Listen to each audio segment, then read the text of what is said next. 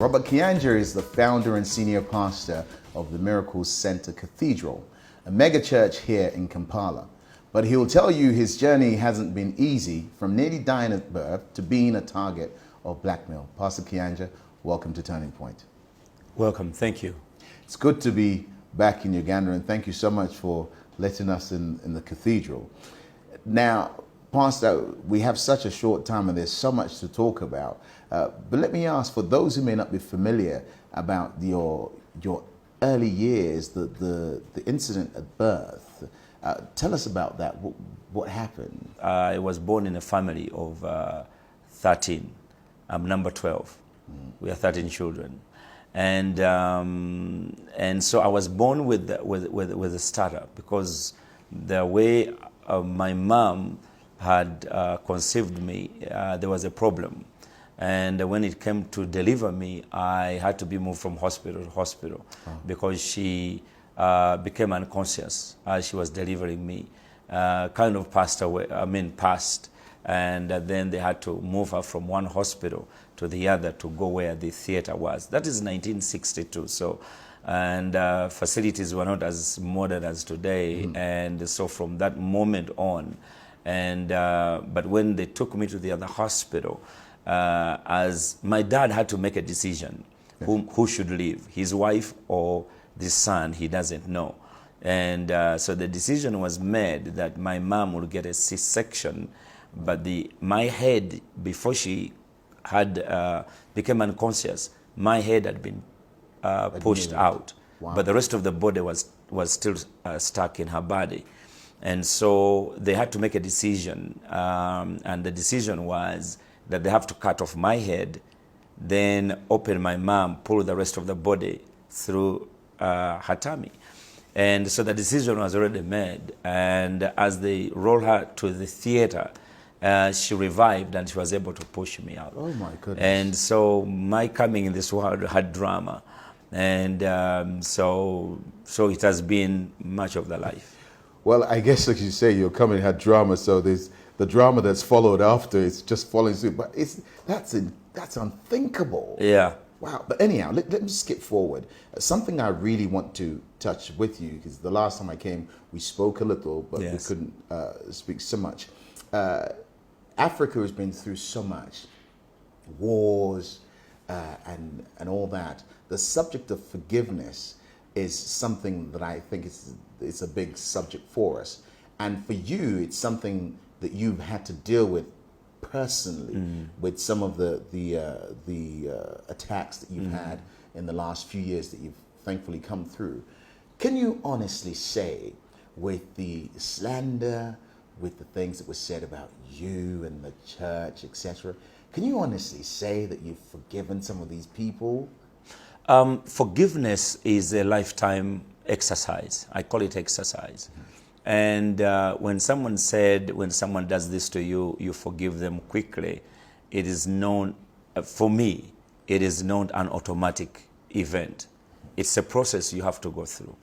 It is an understanding you must take in. With what I went through, it was not only me going through it, it's my children went through it, my wife, the church, the generation, the organization you had, the people who trust you, the people who know you, friends, enemies as well. So if you said, I forgive, it's like, no, you cannot just forgive. We need to understand. We need to know the story. What is the truth? What is the lie? What is that? And that process is long, especially when you are involved in a court case. Yes. So it is protracted. It draws the whole world into it. The whole international media is into it. Yes. Your children walking on the street, they'll find it.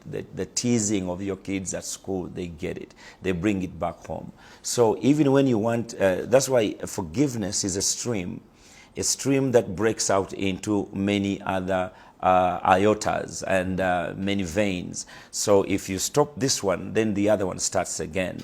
And so it is not just an automatic event, but it is a process that you have to go through as a Christian, as a believer, and as a human being. Let me ask you though, Pastor, because I hear you preachers when you're in your flow and you quote David, that I was glad I was afflicted. Yeah. You know, Is it something that you say comfortably that you were glad you fixed? Because coming out of that, I mean, there was a series of crusades you went through as a conversation between you and God unfolded, and thousands upon thousands came to know the Lord.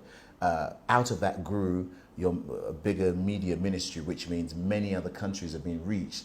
So when you look at all that, do you honestly, privately say, I was glad I was afflicted?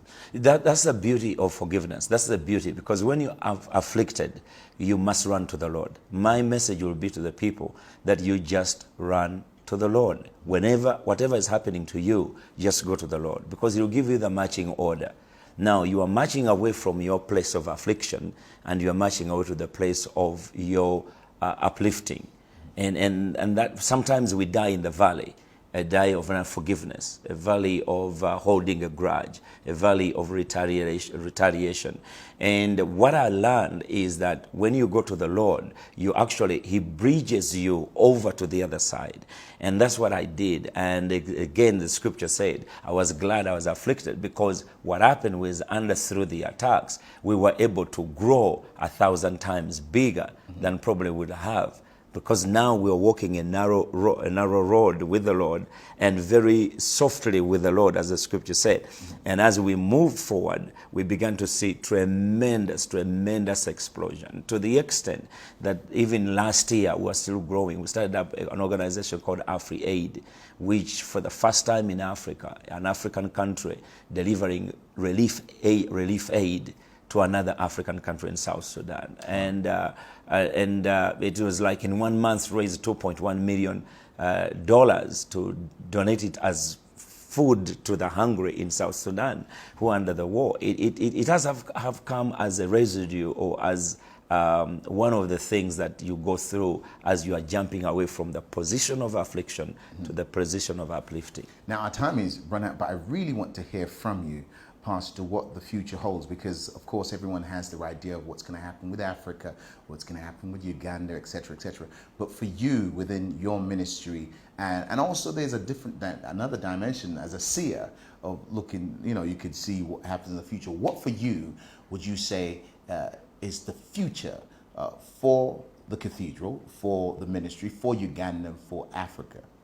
Currently now we are embarking on 50 crusades across Uganda. We need a revival. The future of Uganda lies within revival. The future of Uganda lies in God. Without God, we have no hope. And again, we have to walk that road of democracy and understanding, and be able to stop the tide of tyranny that has plagued Africa for quite a long time. And through God, as our motto says, for God and our country, we see hope coming to this region more than ever before. We have to feed our neighbors. Right now, 5.6 million Sudanese are on the brink of starvation. 5.6 million Sudanese are on the brink of starvation. The war has not abated. The conflict has not stopped. We still have terrorism in Somalia. Our troops are there. We have problems in the Congo, DRC. Situations keep on erupting in Burundi. But we look in the glass of faith and Jesus Christ, and we see hope that no matter what has happened, the future is in our hands with God. Pastor Kayaja'S, thank you so much for joining us on Turning Point. You're welcome.